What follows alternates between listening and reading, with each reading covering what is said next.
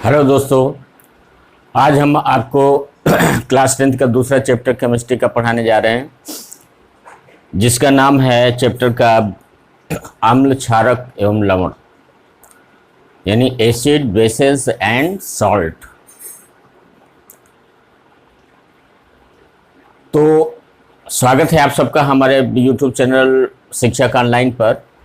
सबसे पहले ज़्यादा से ज़्यादा संख्या में आप लोग जुड़ने की कोशिश करिए, और जिस किसी ने भी अभी तक चैनल को सब्सक्राइब नहीं किया है, प्लीज़ चैनल को सब्सक्राइब कर लें।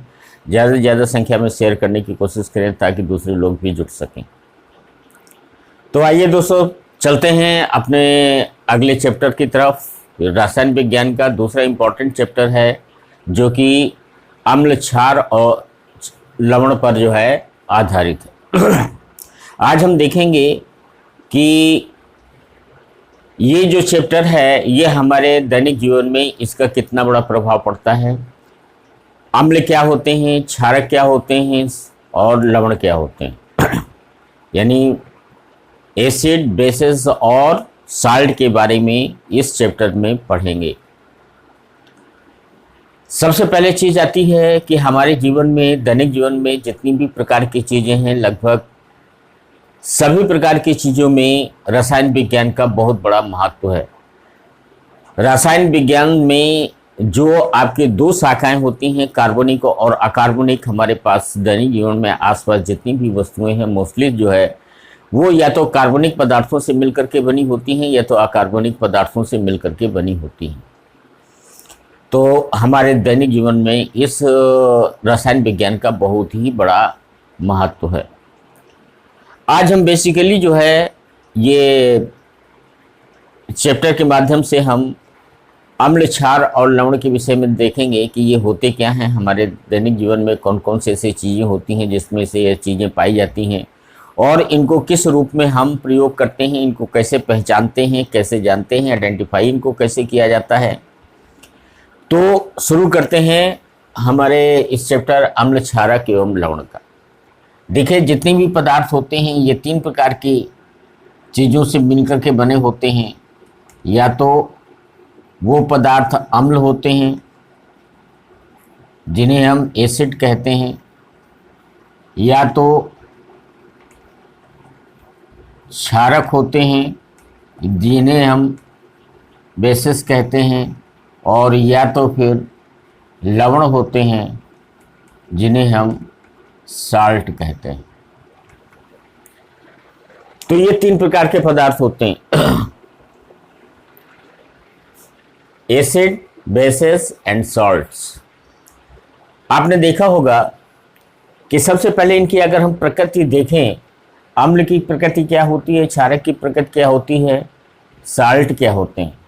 देखिए, ऐसे पदार्थ हमारे घर में या आसपास दैनिक जीवन में हम देखते हैं कि ऐसे पदार्थ जो स्वाद में खट्टे होते हैं, जिनका स्वाद खट्टा होता है, वो सभी जो है एसिड होते हैं, अम्ल होते हैं। यानी ऐसे वस्तुएं जिन स्वाद में, जिनमें खट्टापन हो, ऐसी वस्तुएं या ऐसी चीज़ें जो स्वाद में खट्टे होते हैं वो सभी अम्ल होते हैं। जैसे आपके घरों में जो है अचार होता है, जितने भी प्रकार के अचार बनते हैं, यह सारे अचार जो होते हैं ये स्वाद में खट्टे होते हैं। तो इनका कॉम्बिनेशन जो होता है वो आपका एक तरह से एसिड होता है, अम्ल होता है। ये जितने भी घर में अचार बनते हैं, चाहे वो नींबू का अचार हो, चाहे संतरे का अचार हो, चाहे आम का अचार हो, किसी भी प्रकार का अचार हो, जितनी भी प्रकार के अचार होते हैं, इनका सबका बेस जो होता है वो आपका एसिड ही होता है, अम्ल होता है। क्योंकि ऐसे पदार्थ, परिभाषा के अनुसार ऐसे पदार्थ जिनके स्वाद जो है वो स्वाद में खट्टे हों, वो सारे जो है एसिड होते हैं। जबकि क्षारक क्या होते हैं, जो है ये आपका स्वाद में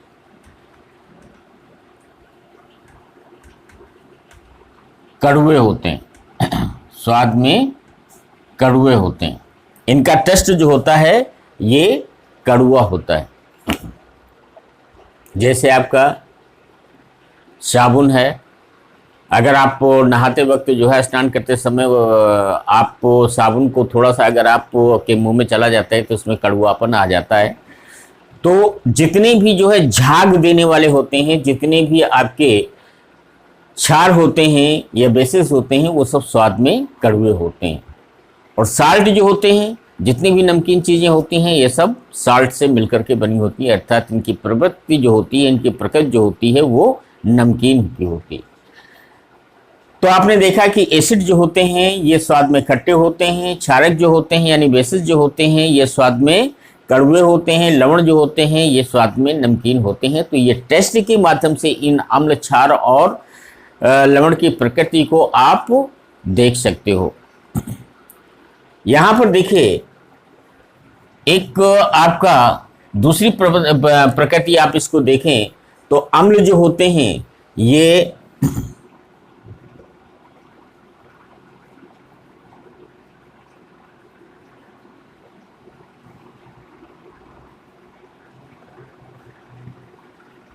नीले लिटमस पेपर को लाल रंग में परिवर्तित करने की प्रवृत्ति इनकी होती है। जितने भी अम्ल होंगे वो लाल लिटमस पेपर, वो नीला लिटमस पेपर को अगर हम किसी अम्ल या एसिड में डुबोते हैं तो ये जो नीला लिटमस पेपर होता है वो लाल रंग में परिवर्तित हो जाता है। जबकि जो बेसिस होता है ये है लाल लिटमस पेपर को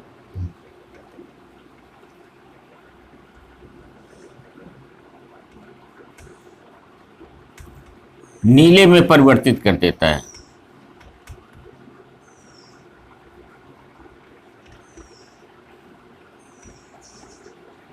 लाल लिटमस पेपर को नीले में बदल देता है।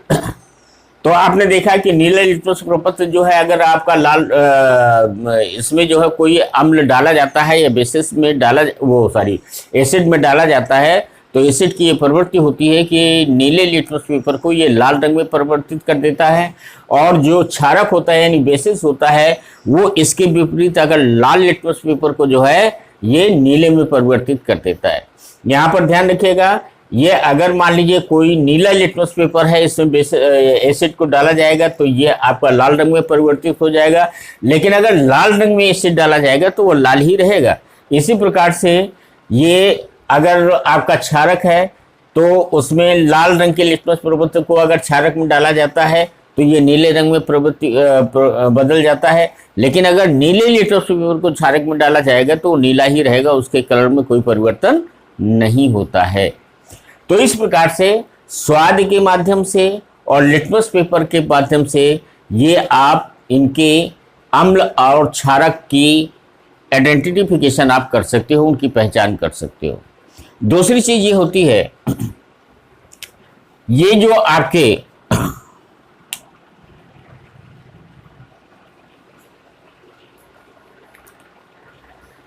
नाम आया अभी लिटमस प्रपत्र, ये लिटमस प्रपत्र होता क्या है इसको भी थोड़ा सा देख लीजिए।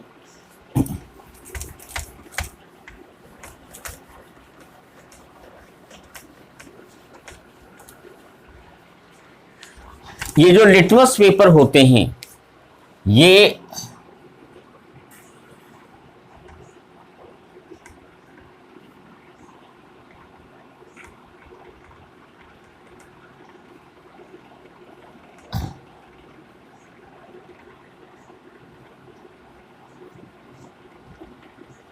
ये इंडिकेटर का काम करते हैं। इनको हिंदी में सूचक बोलते हैं। ये जो लिटमस प्रपत्र होते हैं ये आपके लिटमस पेपर कहलाते हैं। ये इंडिकेटर का काम करते हैं, अर्थात इनके द्वारा जो है ये सूचित किया जाता है, ये इस बात को सूचित करते हैं कि कौन सी चीज़ आपकी अम्ल है और कौन सी चीज़ क्षार है। तो अम्ल अथवा क्षारक को इंडिकेट करने का काम इन लिटमस पेपर के द्वारा किया जाता है, इसलिए ये इंडिकेटर कहलाते हैं। ये लिटमस पेपर जो होते हैं ये दो प्रकार के होते हैं, एक आपका प्राकृतिक होते हैं और दूसरा जो है कृत्रिम अथवा संश्लेषित होते हैं।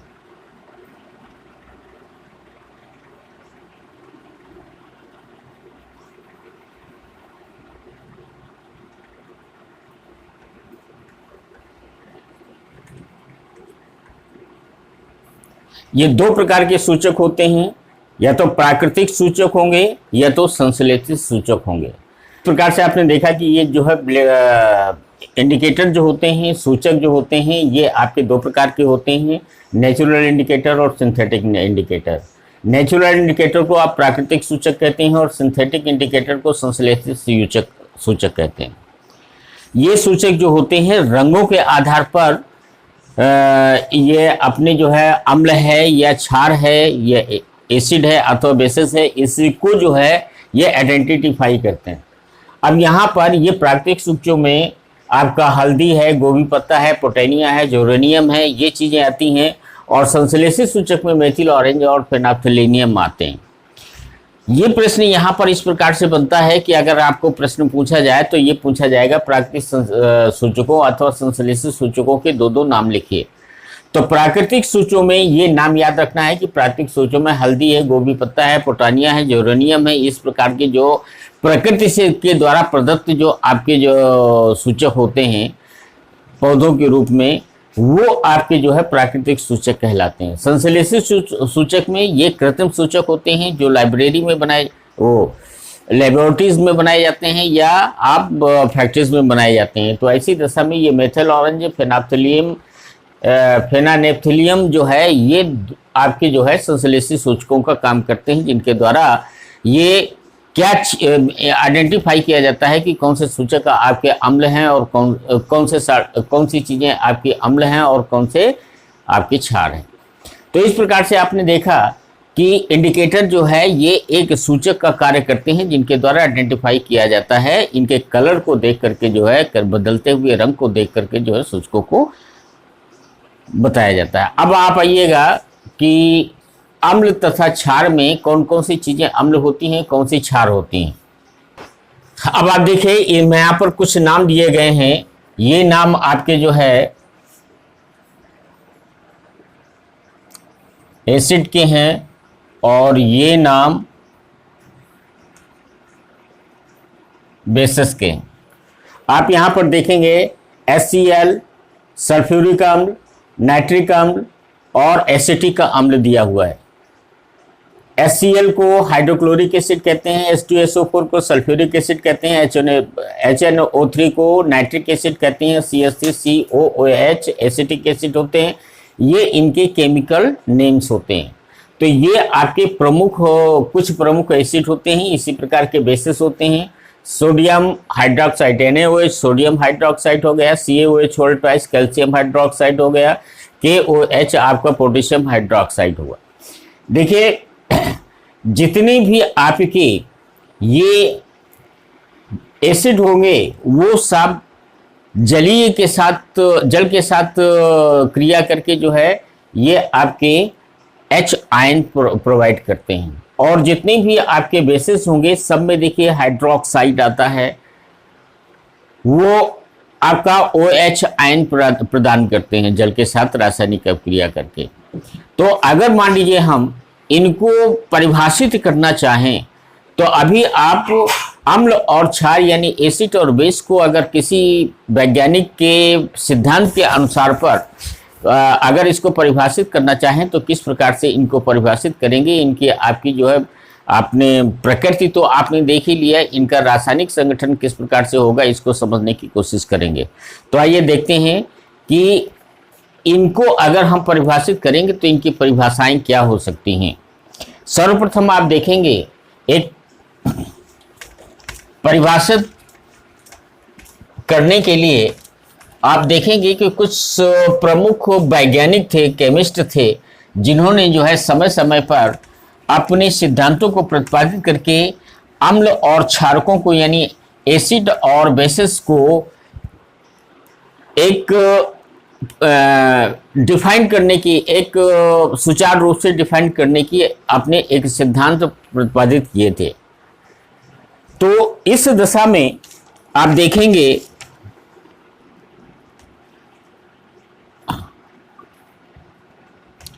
वैज्ञानिक थे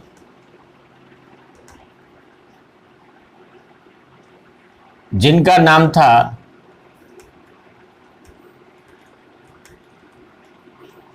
आर्हेनियस। इन्होंने 1903 ईस्वी में, सन 1903 में स्वीडिश वैज्ञानिक आर्हेनियस ने अपना एक सिद्धांत प्रतिपादित किया था।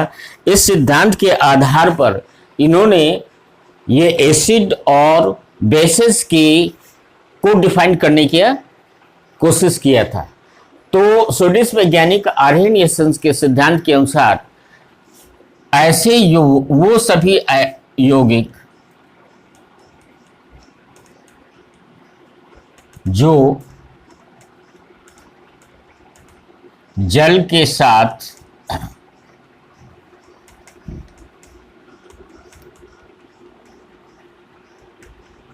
रासायनिक क्रिया के उपरांत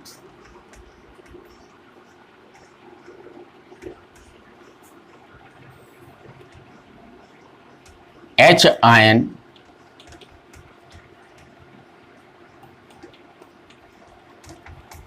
प्रदान करते हैं,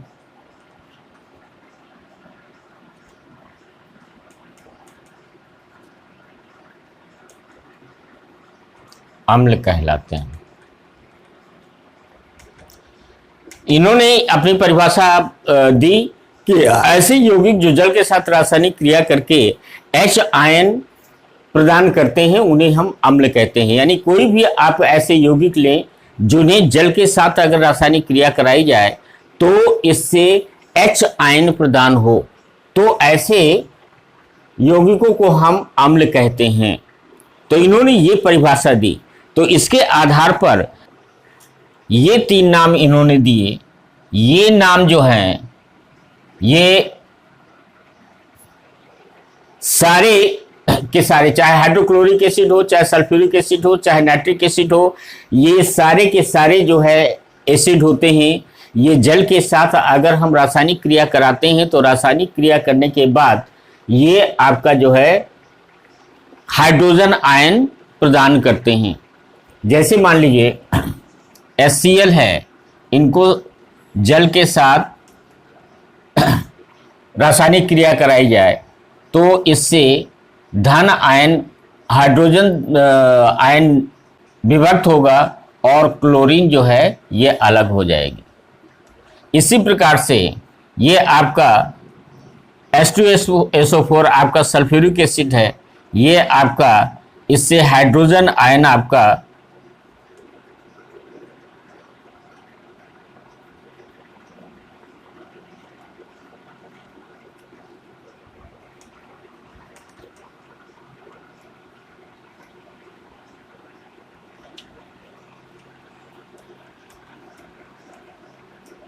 तो ऐसे यौगिक जो जल के साथ रासायनिक क्रिया के H आयन प्रदान करते हैं। तो HCl को देखो, जब जल के साथ रासायनिक क्रिया करेंगे तो इससे जो है H एक धन आयन जो है वो विभक्त हो जाएगा और क्लोरीन इससे विभक्त हो जाएगा।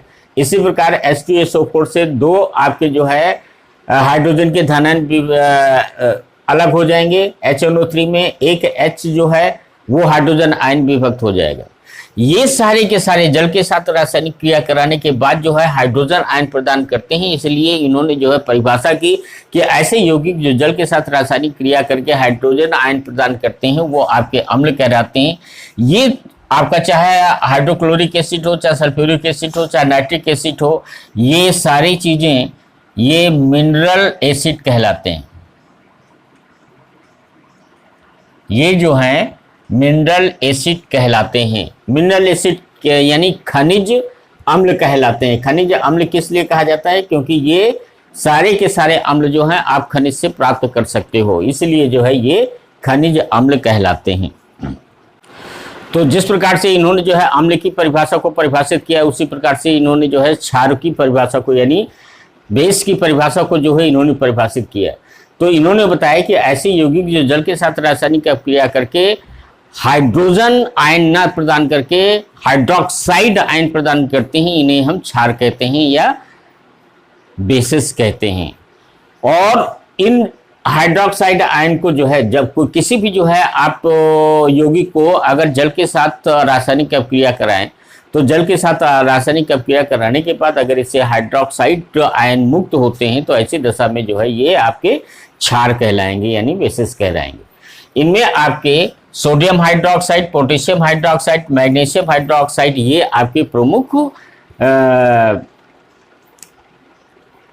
क्षार होते हैं। इसमें जो है ये NaOH को हम कॉस्टिक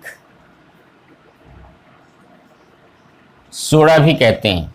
और ये कास्टिक सोडा का आजकल के जो है ये सफाई करने में इस्तेमाल किया जाता है। जैसे किसी हॉस्पिटल है, कोई प्लेटफॉर्म है, रेलवे का प्लेटफॉर्म है, ऐसी जगहों पर सफाई करने के लिए जो है इस कास्टिक सोडा को सोडियम हाइड्रोक्साइड का इस्तेमाल किया जाता है। सोडियम हाइड्रोक्साइड को जब जल के साथ रासायनिक क्रिया करते हैं तो सोडियम का एक धनायन मुक्त होता है तथा एक हाइड्रोक्साइड का एक ऋणायन मुक्त होता है। इसी प्रकार से ये आपका पोटेशियम हाइड्रोक्साइड है। पोटेशियम हाइड्रोक्साइड को अगर हम जल के साथ रासायनिक क्रिया कराते हैं तो पोटेशियम का एक धनायन मुक्त होगा और हाइड्रोक्साइड का एक ऋण आयन मुक्त होगा। इसी प्रकार से मैग्नीशियम हाइड्रोक्साइड को जब हम जल के साथ रासायनिक क्रिया कराएंगे तो मैग्नीशियम के 2 धन आयन मुक्त होंगे और इससे हाइड्रोक्साइड के जो है ऋण आयन मुक्त हो जाएंगे। तो इस प्रकार से आपने देखा कि जितने भी यौगिक जल के साथ रासायनिक क्रिया करने के बाद जो हाइड्रोक्साइड आयन मुक्त करते हैं तो वो आपके क्षार होते हैं। ये स्वीडिश वैज्ञानिक आर्रेनियस ने जो है अपने सिद्धांत के आधार पर बताया। ये जो पोटेशियम हाइड्रोक्साइड होता है इसको हम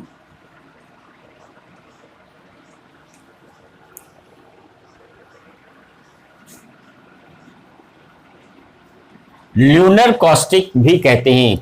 ल्यूनर कॉस्टिक का मतलब चंद्रमा से होता है। ल्यूनर का जैसा कि मतलब चंद्रमा होता है, तो ये चंद्रमा के समान स्वच्छ होता है, सफेद होता है, इसलिए हम पोटेशियम हाइड्रोक्साइड को ल्यूनर कॉस्टिक भी कहते हैं। और मैग्नीशियम हाइड्रोक्साइड जो होता है ये आपका इसका एक दूसरे नाम से भी इसको जाना जाता है।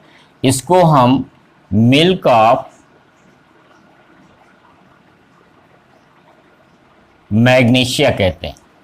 इनको मिल्क ऑफ मैग्नीशिया कहा जाता है। मिल्क ऑफ मैग्नीशिया क्यों कहा जाता है? क्योंकि जब जल के साथ रासायनिक क्रिया कराते हैं तो इसका कुछ ही भाग जो है जल के साथ घुलनशील होता है और कुछ भाग घुलनशील होने के बाद जो है ये एक स्वच्छ सफेद मिल्क की तरह, दूध की तरह जो है ये इसके कलर को चेंज कर देता है, इसलिए इसको मिल्क ऑफ मैग्नीशिया के नाम से भी जाना जाता है। तो इस प्रकार से आपने देखे ये अम्ल और क्षार यानी एसिड और बेसिस को आपने जो है परिभाषित किया, इनके बारे में जाना। उम्मीद है कि आप जो है इसके विषय में विशेष जानकारी प्राप्त कर चुके होंगे। तो अब आगे के वीडियो में हम आपको इनकी केमिकल प्रॉपर्टीज़ के बारे में, ये सारी चीज़ें जो आपकी जो थी वो सब आपकी फिजिकल प्रॉपर्टीज़ के बारे में थी। अब हम इनको जो है केमिकल प्रॉपर्टीज़ और इनके दूसरे उपयोगों के बारे में नेक्स्ट वीडियो में इसको रिलीज़ कर देंगे। तो उम्मीद है वीडियो आपको पसंद आया होगा और ज़्यादा से ज़्यादा संख्या में इसको सब्सक्राइब करके जो है लोगों के साथ शेयर करिए ताकि दूसरे लोग भी इससे फ़ायदा ले सकें।